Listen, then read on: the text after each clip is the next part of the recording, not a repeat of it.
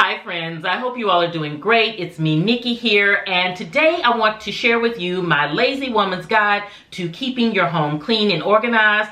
And it's not only for the lazy, it's also for the busy woman. So I hope that you will find these tips helpful. So let's jump right in.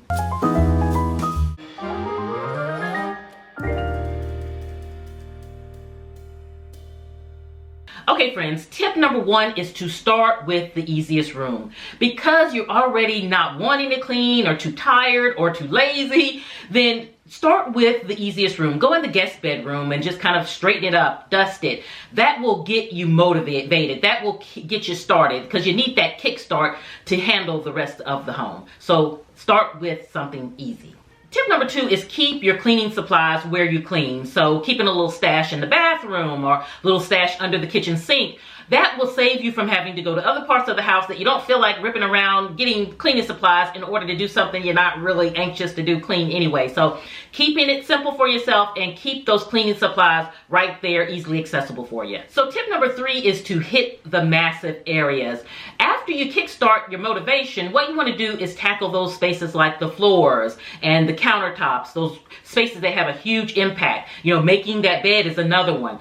Because one thing you can do is if you have one of those Robo vats, all you have to do is turn it on. The next thing, if you have those counters in the kitchen, all you have to do is get a trash bag and then get all the trash first and then take counter by counter, tackling each counter individually, and then do your wipe down. And that's a large space that's handled in a short period of time that gives you another big boost.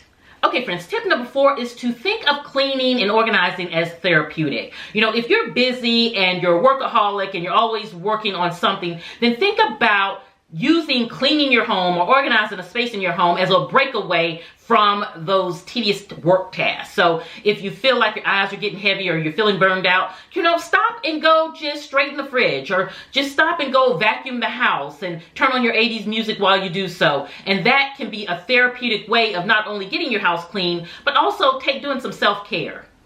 So friends, tip number five is to tackle the messes while they're small. So if you have those spaces and you see that they're starting to get disorganized, such as the pantry or by the door, you're starting to see one or two shoes being left by the door, but you guys have a place for shoes, then start kind of resolving those immediately before they turn into a bigger problem. So before you have those mountain of shoes, go ahead and either grab that family member who needs to be redirected, or go ahead and put the shoes where they belong. The same with dishes in the sink. If you have one or two glasses in the sink, go ahead and put those in the dishwasher as you walk by the sink, because you're walking by the sink anyway. Just kind of make that little extra effort and it really can take you a long way. Tip number six is to be an efficient, lazy, or busy person. And what I mean by that is oftentimes we go up and down our stairs 10 million times. So if you want that bag of popcorn and you're in the bed, you might go downstairs to pop that popcorn with no problem. But if you integrate cleaning or straightening up with your other activities, you will start seeing that the house is kind of staying a little bit more picked up. So for example, if you're going downstairs to get popcorn and you have a dirty cup that's on the side of the bed, pick that cup up and take it with you. Or if you're downstairs getting the popcorn, getting ready to go back upstairs, and you see that your handbag is maybe sitting on the floor and it needs to be put in your closet, then pick it up and take it as you go. So be intentful when you go up and down those stairs for the things that you love, that you also incorporate a little bit of picking up as you go along. So tip number seven is to divide your home into zones. And what you can do by dividing your home into zones is then you can say every day I'm going to spend 5 minutes cleaning and decluttering one zone. So you're taking a massive task of the entire home and you're turning it into a very simplified task that you just have to tackle a little bit each day by just tackling a 5-minute zone in your home. So tip number 8 is to make a cleaning pact with yourself. And how you do this is you tell yourself, during every commercial break for that TV show that I love, I'm going to do one task in my home. That way, not only am I enjoying some downtime watching a television show, I'm being highly productive during those down moments. So what you can do is you can take, if you're watching it in your bedroom, again, take those dirty glasses downstairs. You can definitely do that within a commercial break. Or if you're watching it in your living room, you say, okay, I'm going to just sweep this room and pick up all the trash that's in the room while I'm waiting during the commercial break. So find ways to incorporate those quick tasks that can really, again, take you a long way as you're enjoying that television show. So tip number 9 plays off tip number 8, and that's basically to make another pact with yourself. But this is when you're on the phone with that friend girl. I love when me and my friend girls are on the phone and we're just laughing it up and having a good time. But you can still do that and be productive. And it's often the best time to do it because you don't even realize you're working because you're more kind of pulled into, you're kind of talking to your friend girl. So what you do is you make a pact with your friend and you say, hey, let's get on the phone, let's catch up, and while we do that, let's clean at the same time. Put those AirPods in, earbuds in, and then have at it. But while you're doing it, you're washing the dishes, and you're dusting the house, and it doesn't feel like you're working because, again, you're having such a good time talking to your friend, and that's a distraction, especially if you don't like cleaning. That's a big distraction to help you kind of get through. Tip number 10 is something I mentioned earlier in the video, but it's about that Robo vac. You know, if you don't like sweeping and mopping those floors, invest in a Robo vac. You can preset the times that it sweeps the floor. You can have it do it while you're asleep. You just want to make sure that, you know, you don't have anything massive that it can kind of suck up, but, you know, it can really do a lot of the work for you. It also can mop. They have Robo vacs. Mine, it sweeps and mops, and you can schedule when it will sweep and mop. And so that can take care of a big task for you. So especially if you have pets and you have to really do those kind of things every day, it really can take a load off. So it might be just worth the investment. And in the description box, I'll put the link to my Robo vac. It does vacuum and it does mops. To go along with tip number 10, one thing that you can do as far as keeping your home clean and cutting down on what you have to do is go to a no shoe policy. And I know I did a video on this several years ago, and it was a little controversial because some people do not believe in taking your shoes off before entering the home, and some are adamant that you should do it. And so it really was a great conversation, and to this day I still get messages on the subject. It's really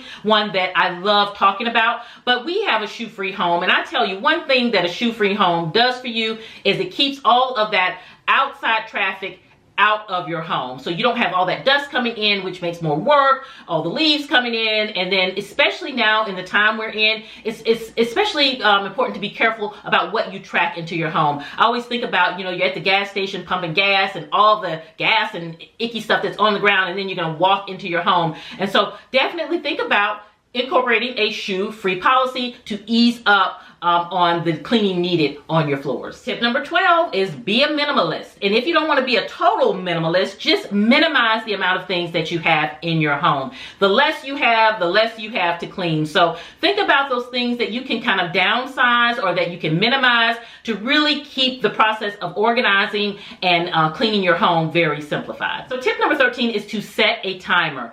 Setting a timer can give you a great way to motivate yourself to clean because you know you're only going to be cleaning for a certain amount of time. It also helps keep you structured with your cleaning so that you don't get wrapped up into one space in the home when you really need to clean the entire home. Sometimes we can go in the kitchen and start cleaning the kitchen, and once you start and you're motivated, you say, oh, let me clean out the fridge, let me clean out the pantry, and then you get drawn into a project. But what a timer does is it helps you stay on task. So you give yourself 20 minutes for the kitchen. Once that goes off, no matter what you've done in the kitchen, you got to move to the living room. Overall, it'll help you touch every space that you need to touch within your home in a set amount of time. Tip number 14 is to make it fun. Turn on those 80 jams and dance while you clean, or put on a comedian on the TV that you like to listen to and then clean the house. Or if there's a podcast that you like, you know, put on something that's kind of uplifting and maybe something even inspirational, something that will kind of motivate you to really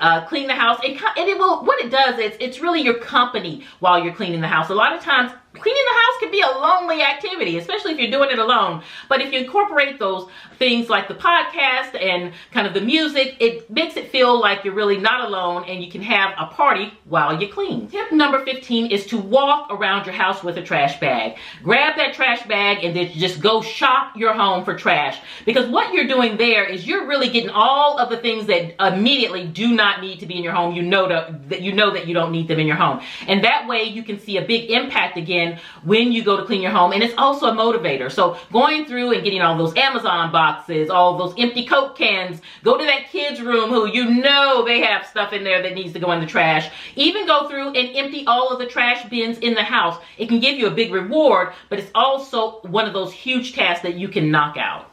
Tip number 16 is another motivator. And now I don't know if it's one that you would want to do, but I guarantee you, it can be a motivator. Watch an episode of Hoarders. Go on YouTube, go on, I don't know if it's on Netflix, but you can find an episode of Hoarders. Watch one episode, and that is a motivator to help you get up and start doing something around your home. Okay, friends, let's round these tips out with number 17, and it is to keep a plastic bag near you while you're cooking. That way, as you're peeling those potatoes, you can put it in there. As you're opening those packages, you can put it in there. And so it will really cut down on the mess that you end up with when you finish cooking.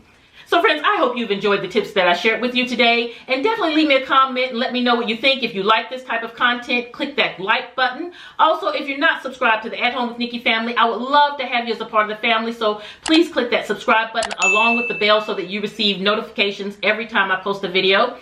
Also, friends, I want to let you know that I post every day on this channel, so check back tomorrow for tomorrow's video. And also, if you missed yesterday's video or this weekend's video, I posted on my coffee bar organization for the spring and how I organized each of the drawers and kind of shared some coffee bar tips with you. I'll link that video in the description box below. And then I have another channel, At Work with Nikki, where I share work organization. So it's work from home tips. I did a video recently on how to work from home. Also, desk organization. A lot of that content is craved over there on that channel, and so I'd like to share tips on how to organize your desk and your desk drawers. And I did a series recently where I took you through each drawer and how to set up systems with those drawers.